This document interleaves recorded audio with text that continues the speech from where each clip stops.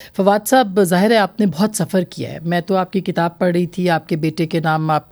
کی جو نظم ہے اس کو مقبولیت ملی، لیکن ایک ایک صفحے پہ جو بھی بکھرا ہوا ہے وہ سچ لگ رہا ہے، آپ گواہی ہے وہ. یہ بتائیے گا کہ آپ نواز شریف صاحب کے ساتھ تھے اس دوران، وہ ٹائم تھا جس پہ آپ کو کہا جاتا تھا ڈیفیکٹو پرائم منسٹر، اور بہت سارے معاملات بیچ میں ہوئے. سب سے پہلے جنرل راحیل کی ایکسٹینشن کا معاملہ تھا، پھر تو کیا آپ نے دیکھا ہے؟ کچھ مختصراً بتائیں گے. تنازع شروع کہاں سے ہوا سب کا سب؟ میرا یہ خیال ہے کہ جب 2013 میں بھی پاکستان مسلم لیگ نون الیکشن جیتی تو اس وقت بھی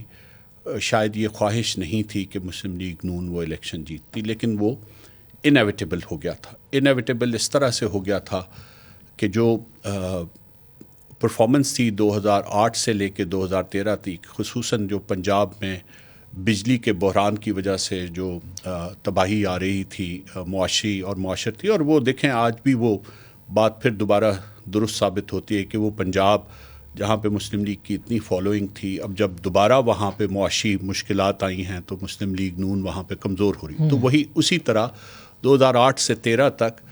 یہ پنجاب میں ایک صاف آواز نظر آ رہی تھی کہ جی پنجاب کے لوگ جو ہیں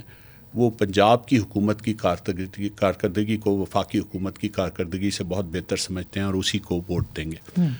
اس کے باوجود ایک کوشش ضرور ہوئی کہ کوئی ایک تھرڈ آلٹرنیٹ فورس ایسی کھڑی کی جائے جس کے ذریعے یہ کامیابی جو ہے وہ کمزور ہو سکے، لیکن تفصیلاً بات کو بعد میں رہنے دیں، یہ نہیں ہوا اور 2013 میں حکومت مل گئی. میرے خیال میں پہلی جو دراڑ پڑی وہ اس وقت پڑی جب میاں نواز شریف نے نریندر مودی کی جو حلف وفاداری کی تقریب تھی، انسٹالیشن وہاں پہ حلف وفاداری نہیں ہوتا، انسٹالیشن کی جو تقریب تھی اس میں جانے کا فیصلہ کیا. میں ذاتی طور پہ اس فیصلے کے حق میں نہیں تھا، اور وہ اس لیے نہیں کہ وہ ہندوستان کے وزیر اعظم تھے، بلکہ جو نریندر مودی کا جو پرسنل ایک تشخص ہے اس کے حوالے سے، ایک پرسنل جو ان کی بیک گراؤنڈ تھی، اور جو ہماری کچھ جو ڈیفنس کی ہماری اور انٹیلیجنس کی بھی ریزرویشنز اس پہ تھیں. میاں صاحب کے بہرحال ایک سیاسی اپنے ذہن کا اور ان کا یہ خیال ہے، اور یہ بات انہوں نے کبھی کسی سے چھپائی نہیں، ان کا یہ خیال ہے کہ پاکستان اپنے ریجن میں جب تک انٹیگریٹ اپنے آپ کو نہیں کرے گا اور جب تک ریجن میں اپنے معاملات ٹھیک نہیں کرے گا اس وقت تک وہ ڈیولپ نہیں کر سکتا اور اپنا پوٹینشیل بھی اچیو نہیں کر سکتا اور اس ریجن کا پوٹینشیل بھی اچیو نہیں کر سکتا. انہوں نے بہرحال یہ فیصلہ کیا کہ وہ جائیں گے. تو میں سمجھتا ہوں کہ پہلی تو دراڑ وہاں سے آئی. اس کے بعد سب لوگ شاہد ہیں کہ 2014 میں ہی دھرنا شروع ہو گیا اور دھرنے کے عوامل آہستہ آہستہ کھلتے گئے، اور وہ عوامل اسی وقت کھلنا شروع ہو گئے. کوئی ایسی چیز نہیں جو کئی سالوں کے بعد پتہ چلی، وہ اسی وقت پتہ چلنا شروع ہوگی، اور اس پہ تنازعات بھی روز کی بنیاد پہ ہوتے بھی تھے اور پھر وہ طے بھی ہو جاتے تھے. کئی مرتبہ اس دوران یہ بھی کوشش ہوئی کہ جی حکومت جو ہے وہ گھر چلی جائے، تبدیل ہو جائے، لیکن میں ذاتی طور پہ جو میں سمجھتا ہوں وہ یہ سمجھتا ہوں کہ جنرل راحیل شریف جو اس وقت کے چیف آف آرمی اسٹاف تھے وہ اس کے لیے تیار نہیں ہوئے کہ جو آخری جو دھچکا ہے وہ دے کے حکومت کو گھر بھیج دیا جائے، ورنہ شاید کوئی اتنا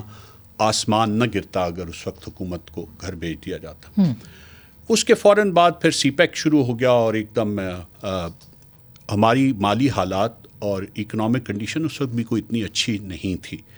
لیکن پہلے ایک تو آئی ایم ایف سے معاہدہ کرنے میں حکومت کامیاب ہوگی اور دوسرا فوری طور پہ سی پیک شروع ہو گیا. تو سی پیک کے ذریعے جو انویسٹمنٹ ایک دم فلو شروع ہوا اس نے ایک فیل گڈ فیکٹر پیدا کر دیا اکانومی میں، اور اس میں جو لوکل انویسٹمنٹس بھی ہیں وہ بھی فوری طور پہ شروع ہوگی اور گورنمنٹ کو ایک مضبوط بنیاد مل گئی جس میں اس نے اپنے آپ کو سٹیبلائز کر لیا. اور بڑی محنت ہوئی اس وقت. میں اب بھی کہتا ہوں، تب بھی کہتا تھا کہ ہم نے سی پیک کے پوٹینشیل کا 15 سے 20% سے زیادہ نہیں کیا ریئلائز. اس میں ہماری ٹاپ لیول کی بھی کمزوریاں تھیں، لیکن اس میں ہمارا جو نظام ہے اس کی بھی کمزوریاں تھیں، اور یہ جو گورننس کا ہمارا سسٹم ہے جس میں پریمیم اب اس چیز کا ہے کہ جو شخص کوئی کام نہیں کرتا اس سے تو کوئی نہیں پوچھتا، چاہے اس کا جتنا مرضی نقصان ہو جائے، لیکن جو کام کرتا ہے وہ سزاوار ضرور ٹھہرتا ہے.